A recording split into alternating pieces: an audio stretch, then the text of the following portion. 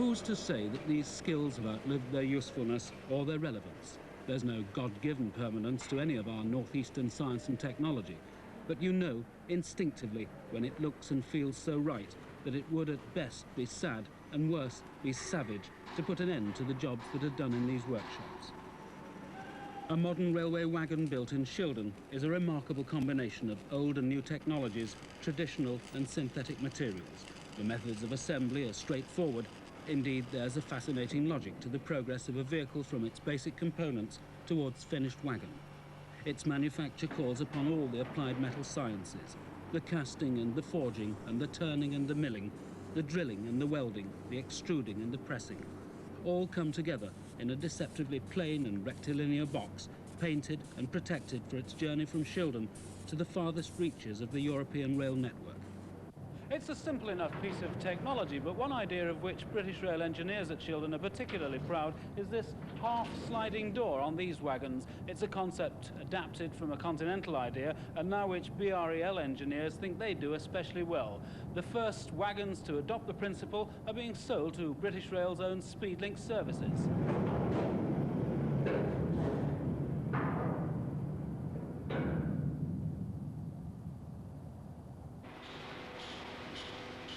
Behind the simplicity of Shildon's products lies a good deal of highly advanced and sophisticated technology. Increasing use is made of automated machine tools which can perform repetitive tasks according to a very accurate, highly reliable electronic program. Around us you see the modern machines, the new technology, the retraining of people that we've had to do over the years. People that learnt to use what we would know as the old conventional lathes and drilling machines now find themselves using numerically controlled machines, digital and sequential controlled equipment, and they've had to be retrained, they've had to be updated, and indeed the apprentices that are coming now, they learn their skills on the modern machine tools that we've had to invest in order to keep in the market.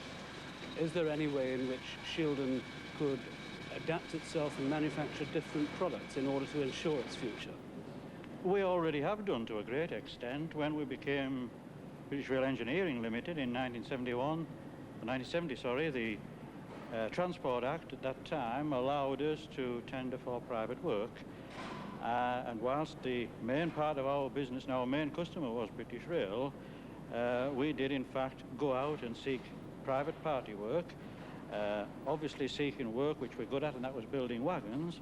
But we have in fact over the years built parts for lawnmowers, we've built parts for the British Crane Corporation for mobile cranes. We still from time to time stamp turbine blades for Rolls-Royce aero engines and for Parsons turbines. So we have had with us, since we became a limited company, facilities to go out into the market for general engineering. General engineering is not new to us. Half an hour away you can see the basic products of that general engineering on a grand scale. The marshalling yards on Teesside have probably seen and processed every vehicle that was ever made at Shildon for the British railway market. Lines of wagons, every kind of open and closed container, stretch into the distance. British Rail made the announcement once for closure, and they could do it again. So we've got to try and maintain what we are doing to prove to British Rail that Shildon is still the best. We were in Brussels recently, again lobbying, and we were told by the Commissioner, Sir Ivor Richards and his people, that money was available to British Rail if they wanted it.